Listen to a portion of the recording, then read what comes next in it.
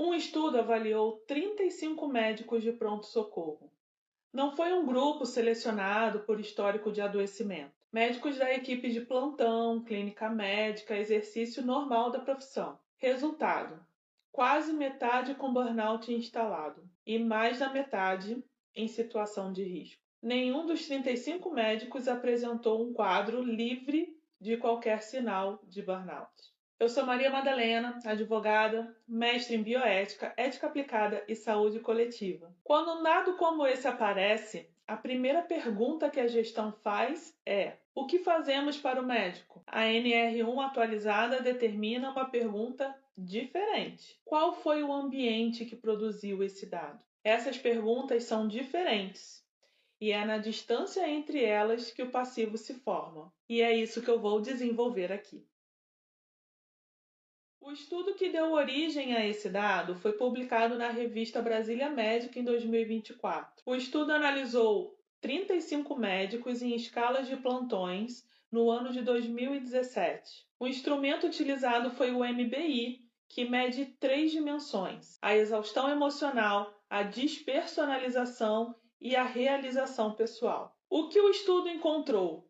Mais de 45% com burnout instalado, ou seja, as 3 dimensões positivas, mais de 54% em situação de risco, mais de 77% com alta exaustão emocional, mais de 62% com alta despersonalização e mais de 65% com baixa realização pessoal. O que os autores identificaram como fatores predisponentes? Mais de 80% dos médicos examinados tinham mais de um vínculo. A carga horária excessiva, já que mais de 10% trabalhava mais de 80 horas por semana. Além de outros fatores, a pressão por decisões rápidas, com alto impacto na vida do paciente. A conclusão dos autores é que ações multidisciplinares são necessárias, tais como mudança nos fatores ambientais do trabalho, aliados a gerenciamento de riscos. Até aqui foi o que o estudo disse. Agora vamos analisar com uma lente jurídica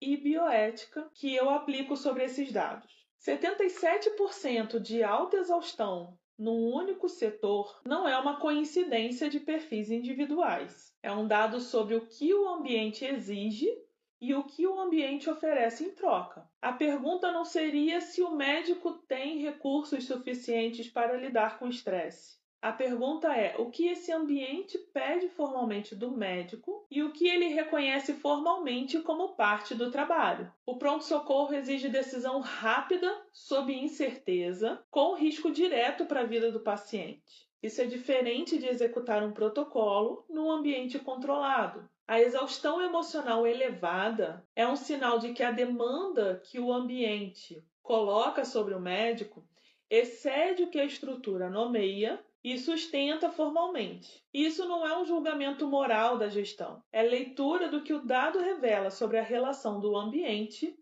com o adoecimento. A NR1 atualizada tornou obrigatório o mapeamento dos fatores de riscos, incluindo os psicossociais relacionados ao trabalho, não em relação a um empregado individualmente, relacionado ao ambiente de trabalho. Isso desloca a pergunta que a organização precisa responder: de cumprimos o protocolo de segurança do trabalho?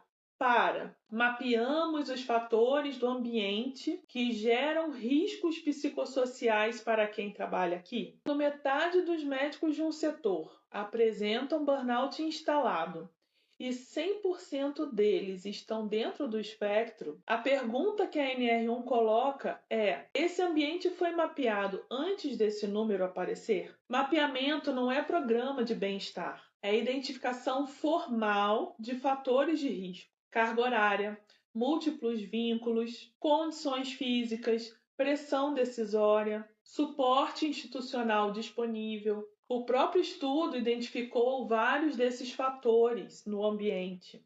Então, não são dados do indivíduo, são dados do ambiente. E o que não é mapeado não desaparece, aparece depois, no processo, no julgamento. Mais de 60% apresentando sintomas de despersonalização. O médico que começa a tratar o paciente como um número e não como sujeito, não está necessariamente falhando por escolha. Ele está respondendo ao que o ambiente produziu nele ao longo do tempo. Isso importa juridicamente porque a despersonalização é um dos critérios para o diagnóstico de burnout.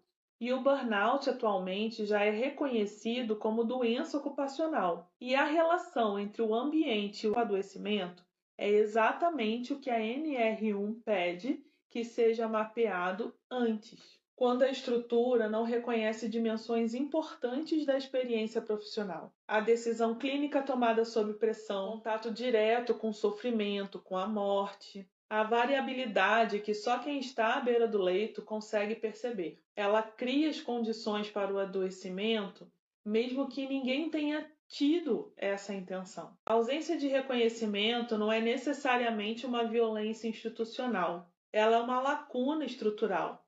E lacuna estrutural tem consequência jurídica. A existência dos protocolos de segurança do trabalho podem passar a impressão de que a empresa está totalmente protegida. A pergunta que a NR1 acrescenta é diferente.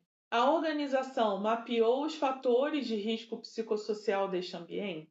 Não apenas os riscos físicos, os psicossociais, carga cognitiva, pressão por decisão em condições de incerteza, exposição permanente a sofrimento e morte, e os múltiplos vínculos empregatícios que a própria estrutura de remuneração do setor induz. O que muda quando o mapeamento existe antes? Primeiro, o dado de prevalência deixa de ser surpresa e passa a ser consequência documentada de fatores que a instituição já havia identificado. Segundo, a organização tem registro próprio do ambiente que produziu o adoecimento, e não apenas o laudo que o médico apresenta depois do afastamento. E terceiro, o nexo causal entre o adoecimento e o ambiente já tem documentação prévia ao processo. Isso muda o campo jurídico. E é aqui que a análise jurídica se separa da análise operacional. O que o direito já reconhece como padrão?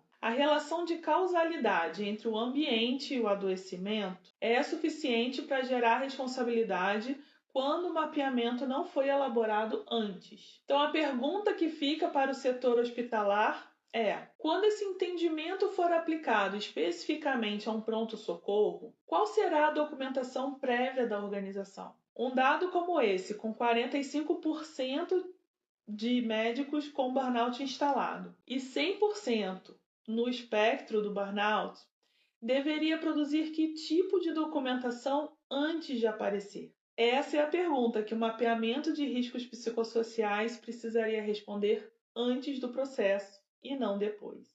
Eu aprofundo na newsletter dessa semana e o link está na bio.